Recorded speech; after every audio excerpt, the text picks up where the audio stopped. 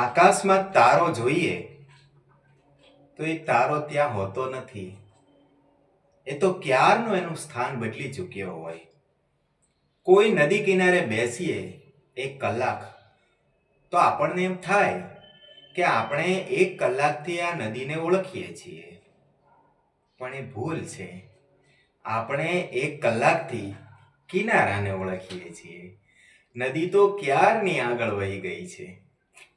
એ જ રીતે માણસ સાથે વર્ષો સુધી રહીએ તો એની ચામડી, રૂપ, રંગ, બોલવાની ઢબ, આંખ, નાક, કાન, સ્પર્શ આ બધાને ઓળખીએ. પણ એની ઈચ્છાઓ, એના સપના, એની અભિલાષા, એની ઝંખના, એની સંવેદનાઓ એ બધું તો ક્યારનું વહી ચૂક્યું હોય છે. એટલે હું ક્યારેય કોઈ માણસને ઓળખવાનો દાવો નથી કરતો. હા, હું એની ચામડી, રૂપ, રંગ એ બધાને ઓળખું છું.